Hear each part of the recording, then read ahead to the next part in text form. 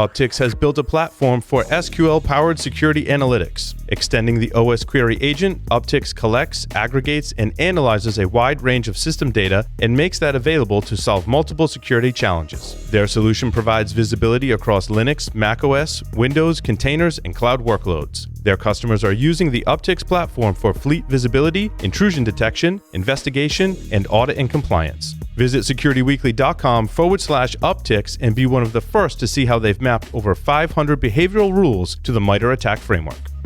Cybercriminals are opportunistically targeting industries that continue to operate full tilt during the coronavirus shutdowns, and their attacks have grown more sophisticated. Given this shifting landscape, taking the appropriate countermeasures becomes paramount. Mimecast Email Security 3.0 helps you evolve from a perimeter-based security strategy to one that is comprehensive and pervasive with cyber resiliency in mind. From the company that stops at nothing to block cyber threats, Mimecast is offering a fully featured 90-day web security service. Visit securityweekly.com/Mimecast to learn more. Welcome back, everyone, to Enterprise Security Weekly. If you want to stay in the loop, all things Security Weekly, make sure you visit securityweekly.com/subscribe. You can subscribe to all of our shows on your favorite podcast catcher, our YouTube channel, or sign up for our mailing list, join our Discord server, all at securityweekly.com/subscribe. Kim Sutherland joins us to discuss the LexisNexis recent biannual Cybercrime Report and the new cybercrime landscape. Kim, welcome to the show. Thank you very much. Nice to have you. So, Kim, I guess start. Admittedly, I have not heard of the LexisNexis Risk Solutions. So, if you could just give us a little background about yourself, your role there, and the company. Sure. So, LexisNexis Risk Solutions is a global company focused on helping companies better address risk of consumers and businesses. We look at things from fraud and identity verification and authentication, financial crime compliance, and business risk. I've been with the company for approximately 15 years, focused on all things around consumer fraud and identity. It's a really exciting space, constantly evolving, and I'm glad to be able to try to develop solutions and work with a great team to help address consumer fraud. I think like many of us in security, we just really hate fraud. Like when it comes down to like the level in the playing field and describing like what we do as cybersecurity professionals, like we just don't like fraud. I don't like to see it. And even when I get into it with an insurance company and I'm like trying to lead the fraud investigation because I feel just so passionately about wanting to point out fraud, because I just don't like it. But it's just one of those things that's tangible. Oh, sorry. Go ahead, Kim. Yeah, go ahead. Sorry. Yeah, it's just one of those things that's real to all of us, right? So I think the reason why I think I love fraud and identity solutions and trying to address the problem is that in our day-to-day lives, we're logging in to websites, we're trying to access and protect our accounts, we're going inside physical stores when we can wear a mask now, and we're always trying to just do things safely but conveniently.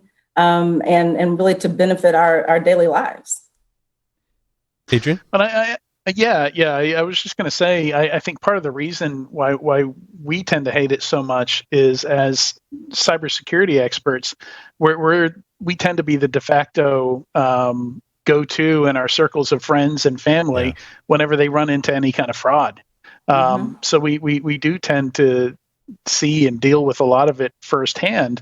When family and friends run into it and fall prey to it, I think one of our staff members, Andrea, she was just dealing with some of her family the other day, dealing with some fraud, and it's super painful because it always seems to hit people that really can't afford to lose the money, and it's just awful, some of the scams that they use, like going after people, trying to pay medical bills and stuff like that. Like it's, just morally, awful stuff, ethically and morally. Yeah, I think that's one of the great things about our biannual report. For our anyone who wants to download and read the report, it gives them the ability to look at twice a year when we look at our 6 months of transactions. And to give you an idea of volume, we had about 24.6 billion transactions the second half of the year, $47 billion annually. So we're able to see a lot of trends, not just around fraud, but also around identity. So how do individuals use their phone, their mobile devices to be able to log into any type of a site? So it's not only fraud, but it's also identity trends that you see as well. Yeah. So go ahead, Tyler. So a couple of quick questions on fraud for the non-fraud person, right? So fraud is such a broad term. Adrian discussed a little bit about financial fraud and scam-based stuff. You're really diving into identity and discussing how identity is impacted by fraud. Login credential stuffing could be considered fraud, right? Because you're compromising accounts and potentially stealing funds through accounts that way. Can you help me just help the newbie? What is your definition of fraud, and how do you kind of put a box around it? I think the most generic way to describe it is inappropriate access to a account or system, whether it be from a stolen or compromised credential, but ultimately it's someone getting access to something that they don't have the right to. Gotcha. And that leads itself to so many different technologies, products, point solutions, right? Because I can think of at least 5 or 6 different technology markets that are fraud-centric markets, but may not bill themselves as fraud products, right? So it's always interesting to see how the market shapes up around this, because you could put bot mitigation, bot protection in here. You could put, even fraud and analytic as far as transaction analysis with an AI twist to it, right? An ML twist. A lot of companies in that space. Yeah, for that space, right? So it's just neat to see the way that so many areas kind of are dancing around this. My follow-on question, which is a bit of a departure from the first one, so I guess not technically a follow-on question. What are the key 2, 3 findings that blew your mind on this year's report? This was the first year that we actually started segmenting some of the results from an age demographic standpoint. One of the key things that we observed was that we expected to see high volumes, which we actually saw about 12 billion transactions more than the previous year. And we also knew that there were going to be a lot of new to digital users. But the youngest age groups, so like the 18 to 25 year age range, that group itself was the highest attacked group. And we usually think of the younger adults as digitally savvy, but they also may have maybe less focus on the need for security, or a little more expecting or understanding about using sites without thinking about all of the security ramifications. So number one, that was the highest attack group, followed by the oldest age group. So those that were in the 75 and older age group. So I think that was really interesting, looking at the 2 bookends as being the most attacked group from a fraud standpoint. The youngest age group has a lot fewer assets typically as they're trying to build their lives.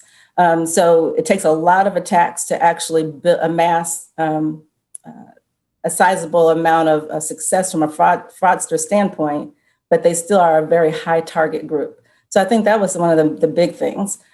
We've also seen a continued shift away from desktop devices and really more a focus on mobile apps, mobile devices, and that is where the fraud is going. So fraudsters are always going to go where the transactions are, and then also where the easiest attack vector could be. It's interesting that attackers would go after the younger age group. So-called millennials grew up. I mean, us older gentlemen on the show remember the time when it was dial-up internet, and it was hard to use the internet. But here's the younger generation. If they were born after the year 2000, I mean, they grew up with the internet. I mean, not most people, but many had access to high-speed internet and grew up around technology. iPhone in 2007. So they grew up with technology. I think they'd be more savvy about the security risks, but perhaps they're being attacked because they grew up with technology and they use technology more so than maybe other age groups. Was that kind of your summary of that data point? I think that's a big driver, right? So, we use terms like digital natives, those that the first approach to them is a digital method, but that doesn't mean that they're using stronger forms of authentication, that they are taken a second guess before they click on a link. They're much more daring and willing to access services from a digital standpoint. And I think sometimes that skepticism can be a safety factor in some of the middle age groups. And it's the same challenge that happens with older age groups often, where they may have less experience and they're more open to clicking on a link or downloading an app that could be a malicious app. I think that's super interesting because I've read things that say in the physical world, this generation is risk averse when it comes to driving cars, having sex, things like that, stuff that we would associate with teenagers and people that are younger in their 20s with traditional risk-taking activities. Seems like they do less of, but maybe in a digital context, they approach risk differently. I think that could be so. And I think also the really important thing in terms of how we try to address fraud solutions at LexisNexis Risk Solutions is to look at both the physical and digital identity of a consumer when they're making a transaction. So it's really important to understand, is the transaction itself safe from a device standpoint, from a velocity, IP address, those types of things, but also is the individual you're working with a real person? Does the name actually align with the address that they've provided? So where it's appropriate to be able to combine the digital and physical information from a fraud analytics standpoint, I think it was great that you brought up when you look at fraud, you don't just look at it from one angle. So we build machine learning fraud analytic models. We look at the actual device and how the transactions are coming from that device, as well as things like the email address. A really important indicator. The age of the email address has a lot of risk indicators associated with it. Kim, I wanted to... Sorry, go ahead, Adrian. I was going to say, we've seen that with domain names too. That's a common thing. If a domain name is like a week old, we're going to block that. We're not going to let people talk to it. That's right.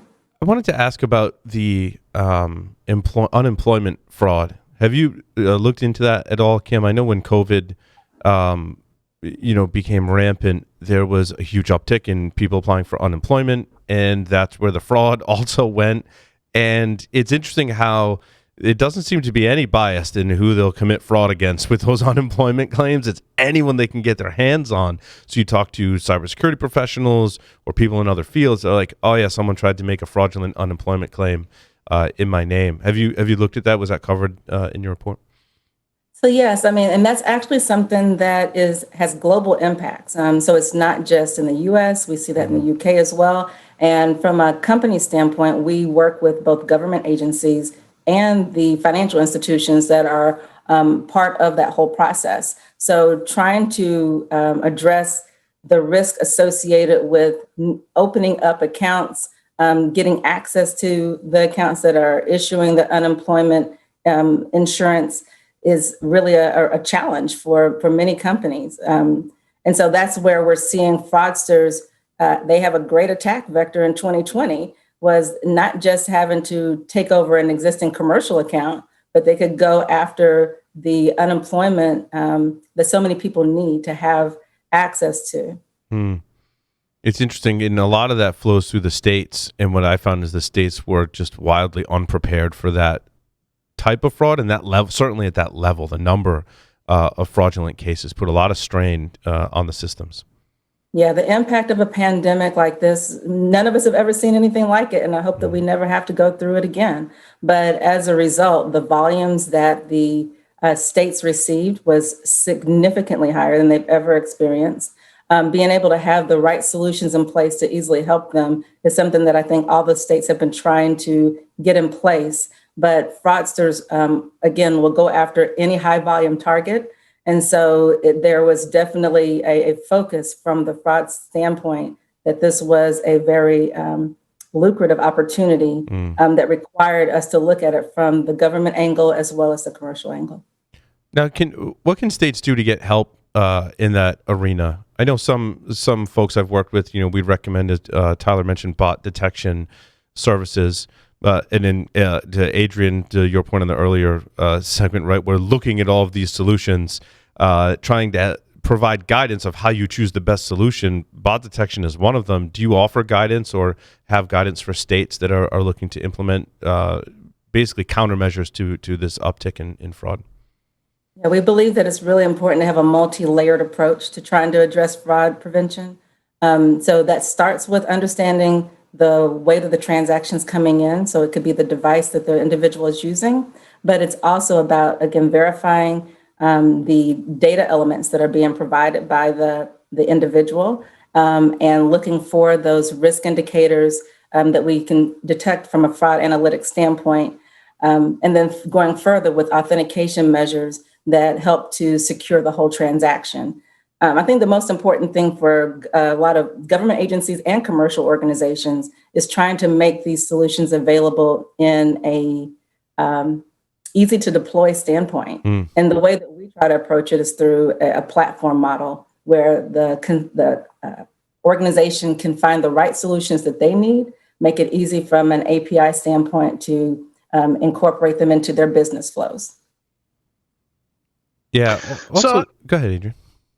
Yeah. So I was hoping. I haven't been through the whole report, but I'm curious. I really need some good news. I think a lot of us need some good news, and I'm curious if there's any positive trends you're seeing, that are making you hopeful, and that you hope to see continue. What are we doing right? What are consumers doing right? Well, I think this is kind of a testament to the world in general. People often think when bad things happen, everybody's going to act even worse. And just because we were in the midst of a pandemic, we did not see human-initiated fraud attacks increase. In fact, they decreased. Most individuals try to do the right thing, and we kind of saw that in the data. So for, regardless of the industry, for the most part, we saw fraudulent transactions, successful fraud attempts decrease. Bot attempts increase. So bot attacks are still a really important, thing for companies to protect themselves against and make sure that they have processes in place. But at the highest level, we definitely saw some positive fraud trends. Companies are deploying the right types of solutions to better address those attacks and make sure that if they are being attacked, that they're not successful. And so I do think that's a good news story. And then I think also companies are doing a great job of starting to combine the digital and physical identity components so that they can better have the right types of risk signals to keep the customer experience positive while they're trying to protect those accounts. Yeah, we don't want to identify the crosswalks in the CAPTCHA. Nobody likes that. That's right. And thankfully, the technology has evolved where you see that less and less, which is good. And that's the hard thing to navigate, right? You want to be able to give your customer a great experience, but it's really important to ensure that part of a good experience is a safe experience. Definitely. Yeah, thank you. Faith in humanity restored. Right. For a little while. For today. For now. That's exactly. For now. Fraud continues to evolve. It's really important that we always look at, once we feel secure about something, fraudsters are very smart as well. They're going to find new ways to attack. And so I think having a solution that can evolve with the way that businesses operate, making sure that you're looking at all the different channels, digital as the pandemic starts to get a little easier with us. Now we're starting to see, more in-person transactions happening. So it's making sure that all of the experiences, digital and in person, are safe as can be. Kim, how are you collecting the data on all of the transactions? Curious. Yeah, so for the Cybercrime Report, we're basing all of this information from our digital identity network. So individuals that utilize our threat metrics, our LexisNexis threat metrics solution, the transactions are new account opening transactions, logins, and payments. Again, approximately 47 billion globally in 2020. All of those transactions we're able to monitor the performance to be able to provide these high-level reports, as well as receiving an amazing feedback loop on known fraud attempts from customers as well. Did you notice any significant new trends that we haven't covered yet? One of the biggest fraud attempts is through identity spoofing. So really it is around using stolen or compromised credentials, identity information, username, password combinations. That was the most common attack vector. And so making sure that aspect is being addressed is part of having a strong fraud detection model. We also saw things that you would expect. The two areas that when people were at home a lot during the worst part of 2020 from a health standpoint, a lot of people were media streaming, as well as ordering a lot of things online. So those were the two areas, e-commerce and media were the two highest attacked areas. As we would expect. Again, fraudsters are going to go to the highest volume areas to try to make their gains. Tyler? So a quick question for you. If I were an enterprise, a company, as opposed to an individual, what is the smartest thing I can do to protect myself? Is it probably layering in bot protection or something that does some kind of automated or blocking of the automated version of online fraud? Or is it more back-end scrubbing of transactional data to limit fraud? What's the number one thing that enterprises, or even the top, 2 or 3 things without even giving an order, that enterprises should focus on? Yeah, so perimeter defense is critical, but I think making sure that you're taking care of that transaction is just as important. And when it comes to the transaction, it's being able to understand where the transaction is coming from, ensuring that the data that is being provided is not just being provided safely, but that the information is accurate, and providing a feedback loop where you're actually monitoring. One of the biggest challenges for a lot of organizations is that they had they didn't feel that they needed to have as many security protocols in place. So we saw a lot of new retail e-commerce providers really try to strengthen their approaches during this forced move to digital, right? So we saw, a lot of companies were planning to have their solutions in place and had been slowly rolling out things. It got really serious last year when we saw such a high volume. So, I think the biggest thing is to not limit to one approach, making sure that you have, again, that multiple layered approach to addressing fraud, starting with the device and the transaction and going all the way to the individual. And it really can be done easily when you have a platform to be able to call out to. Yeah, so a true defense in depth model to the fraud problem, not just trying to fire a silver bullet. Yeah, there is no silver bullet. It's something that we're going to continue to evolve. Machine learning models are really important, and the data that's used to drive those models is equally important. Kim, where can people find the report? I know we'll have links to it as well. I'm assuming on your website. That's right. So LexisNexis Risk Solutions website, the Cybercrime Report, and our historical reports are all available. So they can easily be downloaded. It's a great read, and it allows you to look at things at the country level, at the industry level, and as I said earlier, we even have some age definitions around the age demographics. Awesome. Kim, thank you so much for appearing on Enterprise Security Weekly today. Thank you very much. It was a great conversation. Coming up next, we're wrapping up with the Enterprise Security News. Stay tuned.